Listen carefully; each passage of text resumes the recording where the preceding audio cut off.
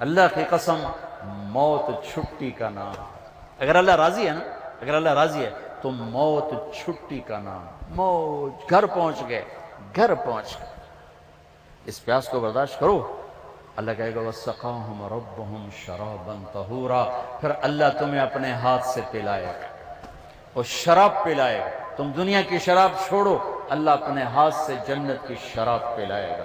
تم دنیا میں پاک دامن بن کے رہو، اللہ جنت کی حسین ترین نیک خوبصورت لڑکیوں سے تمہارا نکاح کرے گا، جو مٹی سے نہیں بنی، مشک، عنبر، زعفران اور کافور سے بنی. مشک، عنبر، زعفران، کافور سے. اور ان کا قد اس تمہاری بلڈنگ سے بھی اونچا ہے. 130 فٹ ان کا قد ہے. 130 فٹ. اماں حوا اور ابا آدم 130 فٹ کے تھے. یہ وقت کی رفتار نے ہمیں گھسا گھسا گھسا گھسا کے یہ 5 فٹ کر دیا ہے، آگے اور چھوٹے ہو گئے. جنت کی لڑکی 130 فٹ پر ہے، تمہیں بھی اللہ 130 فٹ کر دے گا. اور لمبے بال حسن ہوتا ہے، حسن ہوتا ہے.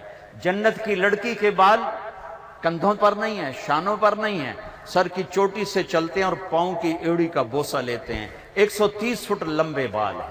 جب وہ یوں سر ہلاتی ہے اور اپنے بالوں کو لہراتی ہے تو پوری جنت میں لاکھوں سورج چمکنے لگتے ہیں، کروڑوں ہر بال میں سے شعائیں نکلتی ہیں.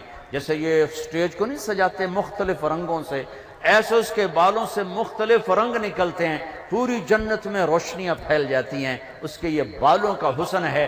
سورج کو انگلی کا پورا دکھائے تو سورج نظر نہ آئے تو چہرہ کیسا ہوگا؟ جب انگلی ایسی ہے تو چہرہ کیسا ہوگا؟ اور جنت میں نور کی چمک اٹھے گی. جنت ایسے دیکھیں گے، بھائی یہ نور کہاں سے آیا ہے؟ تو کہیں گے فرشتے، ایک لڑکی خامند کے سامنے مسکرائی ہے، اس کے دانتوں سے یہ نور نکلا ہے جس نے جنت کو چمکایا ہے. یہ جو ایمان والی عورتیں بیٹھی سن رہی ہیں پریشان ہو گئی ہوں گی، اللہ ان کو جنت کی عورت سے 70,000 گنا زیادہ خوبصورت بنائے. اور ان کا مناظرہ ہوگا، مناظرہ جنت میں نا، مناظرہ ہوگا. سوکن پنا نہیں ہوگا، سوکن میں نہیں، مناظرہ ہوگا. ایمان والی عورتیں اور جنت کی عورتیں، حوریں، ایمان والی عورتیں. اب جنت والی عورتیں کہیں گی نحن الخالدات فلا نموت، ہم نے موت نہیں دیکھی، زندہ. نحن الناعمات فلا نبأس، ہم نے بڑھاپا نہیں دیکھا، جوانی. نحن الراضیات فلا نسخط، ہم نے کبھی لڑائی نہیں کی، ہمیشہ راضی. نحن المقیمات فلا نرحل، ہم نے کبھی ساتھ نہیں چھوڑا، ہمیشہ ساتھ دیا ہے. یہ چاروں باتیں دنیا کی عورت میں نہیں. جوانی بھی مستقل نہیں، بڑھاپا آتا ہے، اور موت بھی ہے، اور ناراضگی بھی ہے، اور ساتھ کا چھوڑنا بھی ہے. موت آ جاتی ہے، ساتھ چھوڑ جاتا ہے. اب اس کے جواب میں مومنات کیا کہیں گی؟ نحن المصلیات فما صلیتن، ہم نے نماز پڑھی، تم نے کوئی نہیں پڑھی. نحن الصائمات فما صمتن، ہم نے روزے رکھے، تم نے کوئی نہیں رکھے. نحن المتصدقات فما تصدقتن، ہم نے صدقہ خیرات کیا، تم نے کوئی نہیں کیا. ونحن المتوضئات فما توضأتن، ہم نے روزے رکھے، تم نے روزے کوئی نہیں رکھے. تو حضرت عائشہ فرماتی ہیں فغلبنہن، تو ایمان والی عورتیں جنت کی عورتوں پہ غالب آ جائیں. یہاں مردوں پہ غالب، وہاں حوروں پہ غالب. اللہ کے نبی کی عورتیں، اب بیویوں سے حسن سلوک کرو. تمہیں ایک عجب حدیث سناؤں. سب سے پہلے جو طارق جمیل کا عمل تولا جائے گا،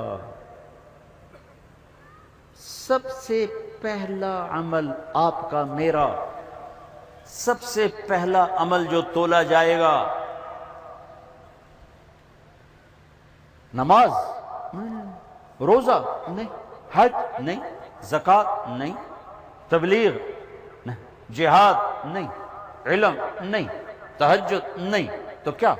سب سے پہلے آپ کا اپنی بیوی سے سلوک تولا جائے گا، اور سب سے پہلے بیگم کا خامن سے سلوک تولا جائے. وہ رابعہ بصری بھی ہے نا، وہ رابعہ بصری بھی ہے جن کی ضرب المثل بن گئی بندگی تقوی.